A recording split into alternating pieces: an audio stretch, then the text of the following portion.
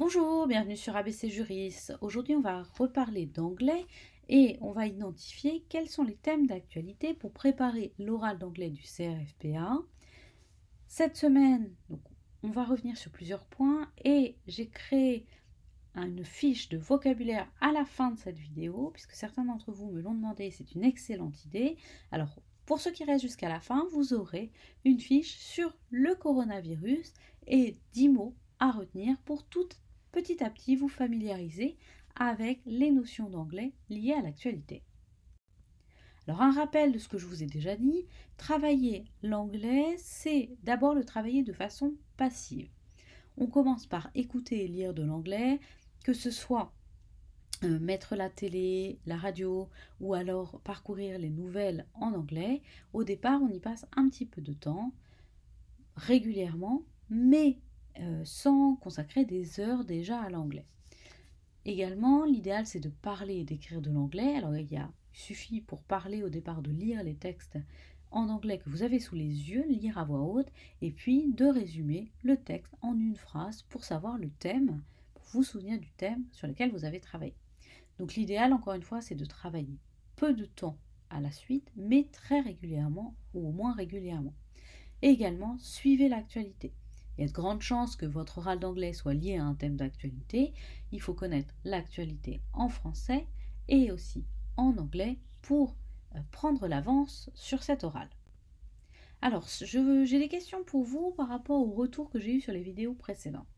La méthode que je vous ai donnée, c'est ma méthode, c'est celle qui fonctionne pour moi, mais c'est à vous de l'adapter pour créer votre méthode.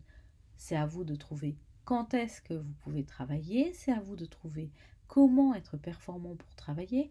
Certains vous préférez écouter de l'anglais lorsqu'ils vont courir ou lorsqu'ils font du sport, d'autres vont préférer écouter de l'anglais lorsqu'ils cuisinent, d'autres vont préférer regarder les nouvelles en anglais, etc. etc. C'est à vous de trouver ce qui vous convient. Ça suppose évidemment de tester. Alors, pour les élèves que je suis déjà, évidemment, je les force à tester. Mais vous, c'est à vous de vous discipliner pour travailler l'anglais. Et également, une question qui fait suite à certaines propositions que j'ai reçues par email.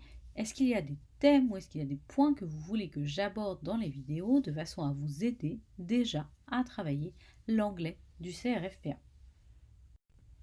Alors, aujourd'hui, je vais vous proposer une liste des thèmes sur lesquels ce serait pas mal de commencer à regarder un peu ce qui se passe en anglais. Alors, c'est une liste qui n'est pas du tout exhaustive, c'est une liste qui correspond à l'actualité du mois d'avril 2020. Évidemment, cette actualité, elle tourne principalement autour du coronavirus, partout dans le monde. Donc, intéressez-vous à ce qui se passe ailleurs. The Guardian, qui est un journal anglais, a fait une rubrique qui est intitulée Coronavirus Around the World. Je vous invite à aller voir ce journal et à aller voir cette rubrique pour avoir des informations de ce qui se passe ailleurs qu'en France. Également, évidemment, il faut suivre ce que Trump dit et fait, parce que c'est toujours un sujet d'actualité. Suivez également l'actualité au Royaume-Uni. Alors évidemment, le Brexit, ce sera un des gros sujets du CRFPA, mais aussi suivez l'évolution de la santé et des sorties de Boris Johnson, puisque ses propos sont source de grandes polémiques. Suivez ce qui se passe en Chine, évidemment, puisque c'est de là que le virus est parti, et une nouvelle phase dans la maladie existe aujourd'hui, et il y a beaucoup d'articles dans les différentes presses dans le monde. Et évidemment, beaucoup de questions économiques se posent, alors aujourd'hui, avec la survie ou la vie des entreprises, mais également pour après la crise. Regardez comment les autres États anticipent l'après, alors pas l'après-crise, c'est mal dit, mais anticipe la fin du confinement et la reprise, ou en tout cas tenter de relancer l'économie. Évidemment, regardez le confinement. Qu'est-ce qui se passe? Est-ce que tous les pays ont des règles similaires ou non? Par exemple, aux Pays-Bas où je vis, on a adopté ce qu'on appelait un confinement intelligent. Les gens, on a le droit de sortir, mais on n'a pas le droit de sortir à plus de 3 personnes, il y a des amendes aussi. En Belgique, les règles sont également différentes, en Allemagne aussi, donc regardez ce qui se fait dans les différents États pour pouvoir comparer.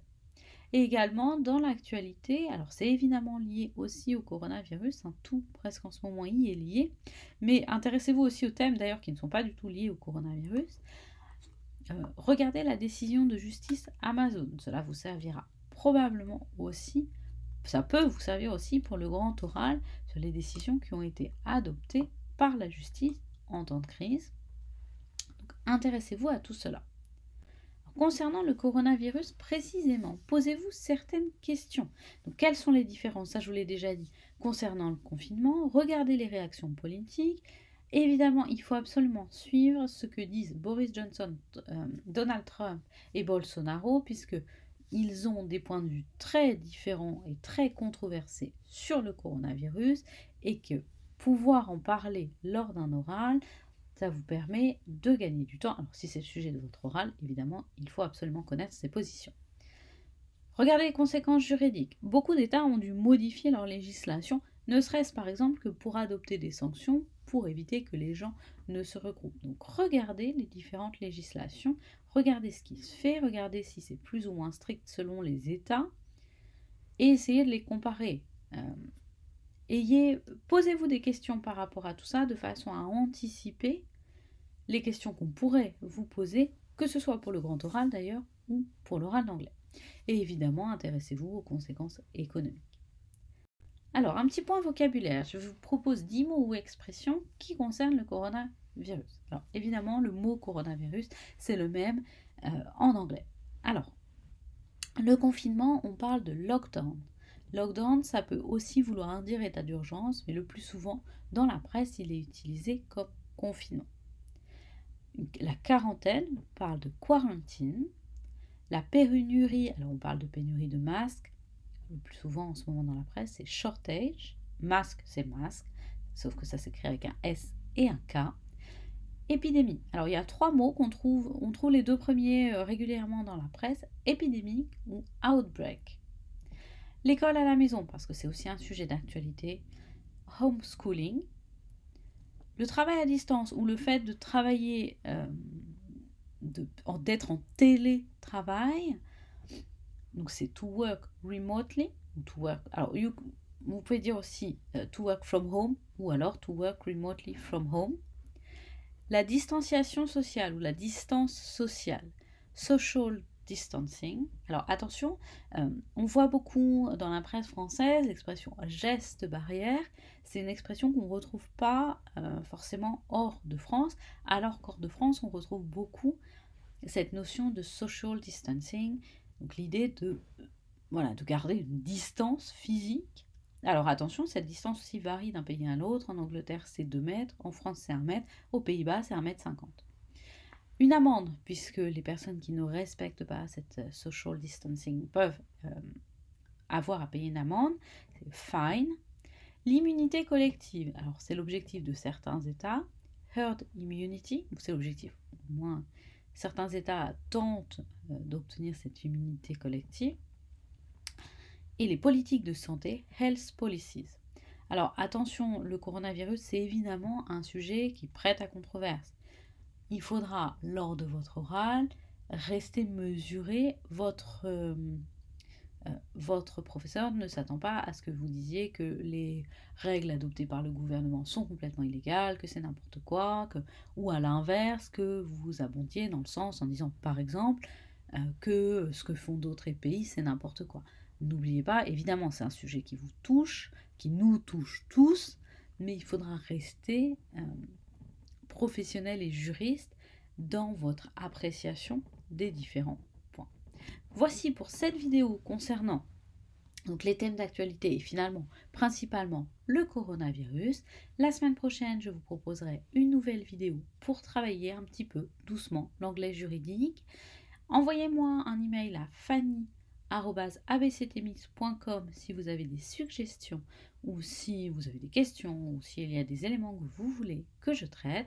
La semaine prochaine, on continue sur des sujets sur le travail de l'anglais en général et sur travailler doucement encore. Et au mois de mai, on passera au travail de l'anglais juridique avec des informations qui sont beaucoup plus liées au droit. Voici pour cette vidéo. N'hésitez pas à vous abonner sur ABC Juriste, à me contacter, à partager les vidéos, à les commenter. Et je vous retrouve très bientôt pour une prochaine vidéo.